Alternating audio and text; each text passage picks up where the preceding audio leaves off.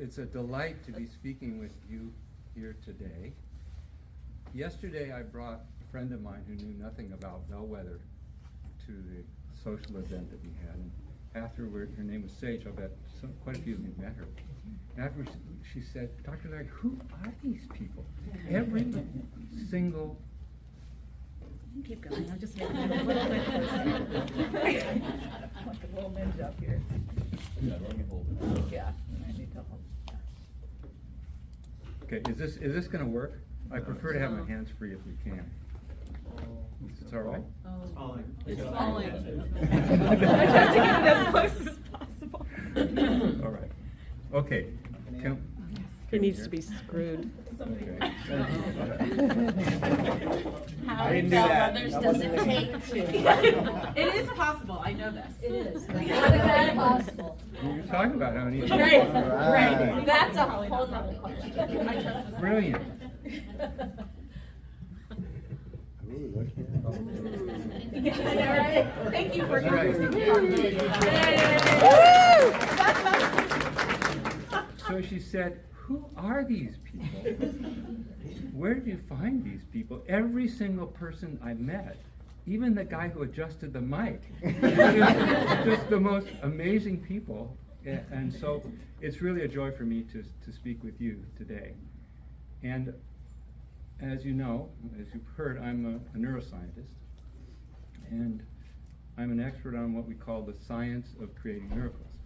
I wrote a book, in fact, it's a #1 best-selling book called The Science of Creating Miracles, Neuroscience, Quantum Physics, and Living the Life of Your Dreams. And that's really what I'm going to be talking about. So a little bit of background from me. I've been interested throughout my life. I've been fascinated by, not only by science. My dad was a physicist. He was one of the guys who invented the atomic bomb. He was a smart guy. He also taught me ski jumping and a bunch of other cool things.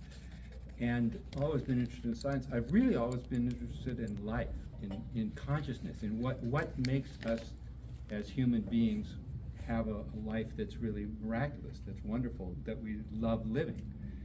And I figured if I'm going to study that, if I'm going to study human beings and what makes us tick, from a scientific perspective, I really need to get into neuroscience. So that's why I went to Harvard, I got my PhD, and I became a neuroscientist. So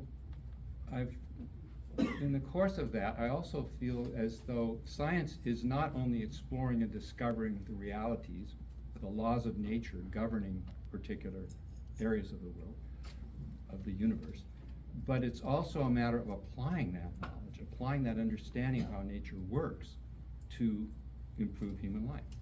So along the way, I invented some things. I was minding my business in my lab, and a kid fell off a silo and he had brain damage, so he was paralyzed from the eyeballs down, but he could see, and we thought he was awake in there, but there was no way of knowing. And I thought, well, I measure brain waves, EEG, electroencephalograph. I figure we get signals out of the brain without somebody moving their mouth or their hands or telling us anything, so I could develop a brain-computer interface so he could communicate with his brain waves into a computer, and then from that we could drive a speech synthesizer, and we could actually get this guy to be able to move, and he could control robots, which we also added to the system, and speak. I wrote a paper called "Talking Off the Top of Your Head" with my scientific colleagues. And so we tried this out, and there was a friend of mine in the scientific world had a patient who had been paralyzed for 12 years from an automobile accident. His mother had been taking care of him for 12 years. But he couldn't move. The only way he could communicate was by blinking his eyes, and they'd go through the alphabet, and he'd blink when they got to the right letter. So at any rate, I set this system up, and at first I tried it out in the lab, and after many iterations I finally got it going, and then I took it out to work with this guy, this young man, and I put the system on the headset where you measure the brain waves, and it goes through the computer and the amplifiers and all of those things, and the speech synthesizer, and it didn't work. And what happened was that we were picking up brain waves, which are electrical activity, but your eyes are also electrically electrically charged. That's actually a beautiful line. Your eyes are electrically charged. And they are. And when you blink, when you move your eyes, it interferes with the brainwaves we're measuring. So what I discovered was that his eye movements were interfering with the brainwaves. So I went down to Radio Shack. I had all this electronic equipment, but I needed another piece. So I built this little amplifier that would pick up what the eyes were doing and subtract it off the brainwaves to correct the brainwaves so we were getting the right brainwaves. And then it worked. And the first phrase out of this speech synthesizer, this guy who'd been taken care of by his mother for 12 years, was, "Hello, Mom, how are you?"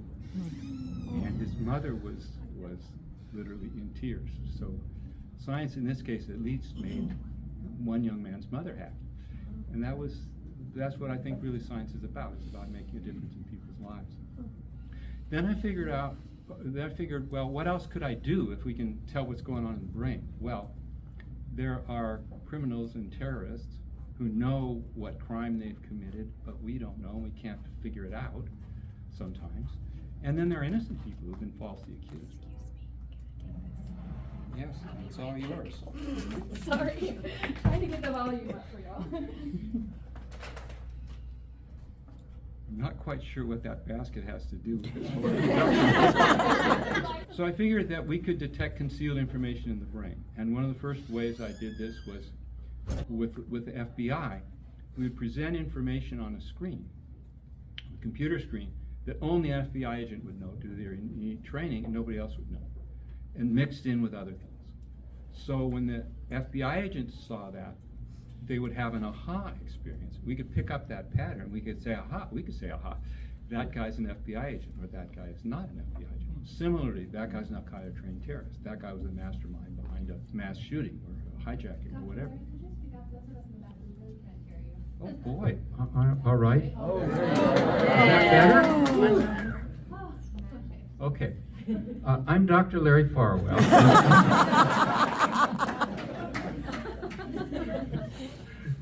And if I fade out here, raise your hand in the back and remind me, and I'll try to keep it audible. So I developed this system called brain fingerprinting that detects concealed information in the brain. I work with the FBI, the CIA, their counterparts overseas. I've done a lot of counterterrorism work where we're able to, well, none of which I can talk about because it's all classified. But in the scientific publications, see, there's actually sort of a way around that. What you can do is, without revealing anything about the specifics, you can say, all right, we had this scientific system, and we were able with this scientific system to detect information stored in the brain regarding major terrorist hijacking, the mastermind behind a major mass shooting, multiple bombings, and so on. It was all a scientific paper, and we didn't put any of the details in it. So actually some of that has come out in the scientific literature. But the way you can tell that these programs, brain fingerprinting and others that we've done in counterterrorism, have been successful is all of the terrorist crimes that you're not seeing on the news. Because most of the time, if you're inside what's going on, most of the time, 98% of the time, we actually catch the bad guys before they do the major damage. And that's one big advantage of being able to work with the brain is that not only information of what a person has done stored in the brain, but even the plans are stored in the brain. And we've got innocent, like a guy named Terry Harrington was convicted of murder, been in prison for 23 years. He said he was innocent. I met him. He said, I'll do anything if you can prove that the record of my brain doesn't match the record of that crime. So I did. I went into the prison, measured. The record in his brain didn't match the crime he's been convicted of, did match his alibi, and he was released after 23 years. So where the truth, in his case, the truth will set you free is literally took place. However, beyond that, what really I have been most fascinated by, as I said in the beginning, is how we create our lives. I mean, how I saw the things that I've created in my inventions, the things these people that I've been fortunate enough to meet have created in their lives. But what I was interested in scientifically understanding, how do you create a miraculous life? The science of creating miracles. So, in order to have a science of creating miracles, we have to first define scientifically what a miracle is. So I was eating lunch with my dad. Remember, he's a physicist. And I said, "Hey, Dad, anything is possible." And if Nikki says so, you know that's something. Anything is possible. And he said, "Yes, son. Any imaginable configuration of quantum particle wave phenomena is possible. The whole universe is simply quantum particle wave phenomena, so anything's possible." I said, "Okay, so it's possible that the elementary particles that make up my body and yours, and enough air to breathe, are going to tunnel from here to the other side of the moon, and we're going to carry on this conversation on the other side of the moon. And tunneling is a known phenomenon in quantum mechanics. You can measure it in the laboratory." And he said, "Well, yes, actually, that's correct." And he got out, we were at a restaurant, he got out a paper napkin, and he wrote down a formula. And he calculated the approximate probability that that was going to happen. Now, spoiler alert, it actually didn't happen. We carried on the conversation there in the restaurant. But the point is, and this is actually my first take-home message for today, the point is that anything is possible. Some things are probable, some things are improbable, some things are extremely improbable. However, anything is possible. So what that means for us here today is you have amazing, miraculous dreams that sound impossible to someone who doesn't really know you and doesn't really know the power of your consciousness. Well, scientifically, mathematically, your impossible dreams, your spectacular, your wildest dreams are in fact possible.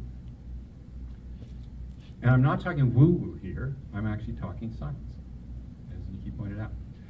Now, then the question arises, okay, if that's the case, can we create these highly improbable events? A miracle, it used to be thought, was an impossible event that somehow happened. In quantum mechanics, anything is possible, so a miracle is simply a highly improbable event. Now, can we create highly improbable events? So my dad and I decided to conduct an experiment to see, can we create miracles? Can we create statistically off-the-charts, highly improbable events? So I think you've all had an experience like, "I'd really like to hear from Jane." And just then the phone rings and it's Jane. How many of you have had an experience something like that? Yeah. Okay. So we can't, however, say that's a scientific experiment because we didn't know the probability. Maybe Jane would have called just then anyway. We don't know if we created that phenomenon. Now, all of the great spiritual teachers throughout the last 10,000 years, or actually much longer, have said the way we create our lives is we create a resonance on the level of our consciousness, on the level of our being. That moves nature, and I'll get into that, how that happens in a minute. That moves nature, what I call a conscious unified field, in that resonance, and then that shows up in our lives. But no one had ever shown that in the scientific laboratory. So we decided to test that. Now, we didn't take 1,000 people and say, "Okay, tell us when your best friend's going to call," because that wouldn't have been, we still wouldn't have known the probability. We do know quite precisely the probability, everyone probably knows this, the probability distribution of alpha particle emission by plutonium. And that's something that we know very, at least physicists know this, very precisely. And so we decided to see, can we shift that probability distribution? Because the whole universe is quantum mechanical phenomena. If we can shift the probability of a quantum mechanical phenomenon, we can literally create miracles. So we set up an experiment where we took plutonium. Now my dad, you remember, was one of the guys who invented the atomic bomb. So we took, which plutonium is one of the major ingredients. So we had some plutonium. So we took that. That's one So we took that plutonium and we measured using standard physics apparatus, and we found we could shift the probability distribution, shift it in one direction, shift it in the other direction, or a control condition. We didn't do anything, and it stayed according to the predicted parameters. And we and others, especially people of highly developed consciousness, were able to create extremely improbable events. mathematically improbable in terms of physics. So the second take-home message here is you actually can create, not only can miracles exist, you can create miracles. You can create highly improbable events. Everything, I'll give you some evidence from your own life. Every amazing thing you've ever done already, achieved in your lives, has been spectacularly improbable, and yet you created it. So that phenomenon of creating miracles depends on an understanding, or depends on applying a knowledge of, or the principles of, science of creating miracles. And I'm going to geek out a minute on the structure of the universe to give you an idea of how this actually works. Because in science you have to be able to not only prove stuff or show that it happens, but also understand how it works. So let's take this podium here. To me it looks very solid and brown. I think most of you would perceive it the same way. Now, if you look more scientifically, not more woo-woo, but more scientifically at this solid brown thing, it's actually not solid. It's actually mostly empty space. And you see molecules moving around very, very quickly. If you look within the molecules, you'll see atoms. If you look within the atoms, you'll see elementary particles, protons, neutrons, electrons. If you look within those, you'll see quarks. If you go beyond that to the string theory level, you'll simply see vibrating strings.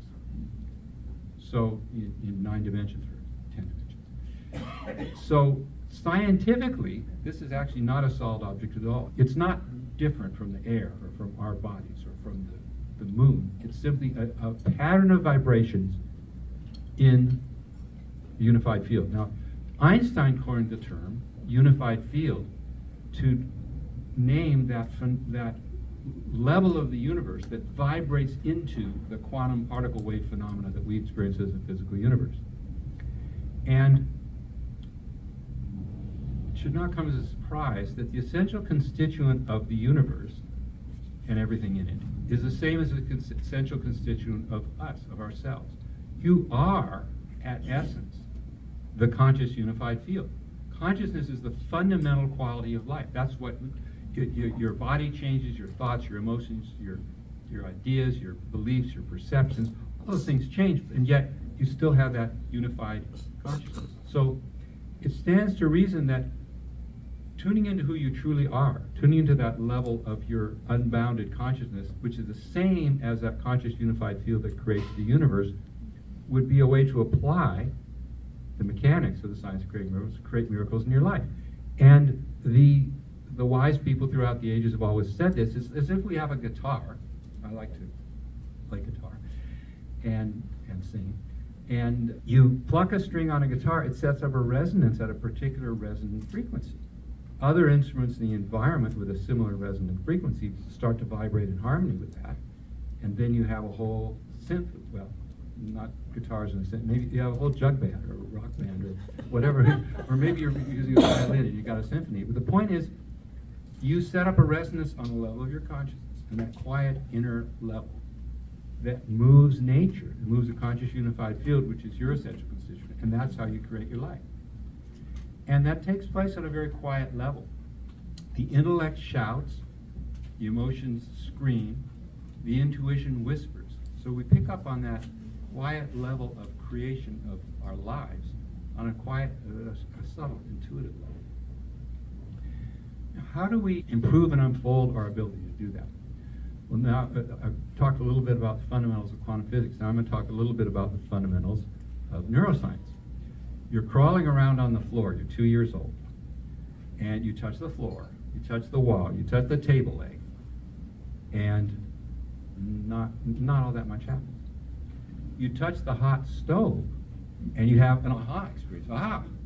Now something important is going on. Now there's something to learn here. There's something new to incorporate into my internal representation of the world, of the universe. So you have an aha experience. Now this is a key point here. This aha experience opens your brain up for reprogramming. You didn't need to reprogram the brain when you're just crawling around on the floor. Touch the hot stove, you have an aha experience. And that opens the brain up for reprogramming. Now, if you are like me or a neuroscientist and you're measuring the brain waves, there is a pattern in the functioning of the brain that goes along with every experience. And the pattern in the EEG that goes along with this aha experience is called and you'll not be tested on this later, memory and encoding related multifaceted electroencephalographic response. MER. Murmur. So these murmur moments are how you open the brain up for reprogramming. And that brings us to something, a way you can apply this in your life. When something, by the way, murmur moment doesn't have to be a hot stove. It doesn't have to be a negative experience. It could be a hot babe or a hot dude or anything that really brings you flying into the present and gets your attention, opens your brain up for reprogramming. So you can intentionally create these peak experiences that open your brain up for reprogramming. Or when something comes along that really triggers you, you can take advantage of that. Something comes along, so you can turn these negative murmur moments into a positive growth experience. If somebody says or does something that triggers you don't like, it gets to you. Well, that's maybe not much fun sometimes. However, that's an opportunity, because instead of, you can choose what I call a transmutation trigger. You can choose to transmute your experience based on this murmur moment. So something comes along that someone does or says something, or something happens that triggers you. Instead of shooting the messenger, taking it outwardly, or taking it inwardly, oh gosh, maybe I really am a horrible person, you can take a moment, take a breath, and tune into, all right, what is the real me? What is the true essence of my, allow your awareness, essence of my being, allow your awareness to settle down to a field of that inner field of quietness, and access who you truly are. Now, throughout life, we carry around an inner blueprint. And when something seems to be an attack on our life, it usually seems to be an attack on our value, power, or safety, or some combination of those. Now, we carry around an inner blueprint that we're only like 78% powerful and 54% valuable and 82% safe, something less than 100%. So what do? We resonate with that. I'm partly unsafe, and somewhat unvaluable, and so on. And that's what we create in our lives. And then we get, after years, we get an experience that says, aha, I'm really not safe, not so safe. So we've created that, and then now we have objective evidence that says, okay, I'm really not safe, I'm really not so valuable, etc. So how do we shift that? We take advantage of these murmur moments. When something comes along that triggers you, tune into that level within yourself that's your true essence, 100% safe, 100% valuable, 100% powerful. The experience was like on the quietest level to be you, the essence of your being. And then the brain gets reprogrammed to experience your true blueprint, and now you carry around that. Now you're radiating, you're resonating 100% safe, 100% valuable, 100% powerful, and that's the life that you create for yourself. So that's the application of science of creating miracles.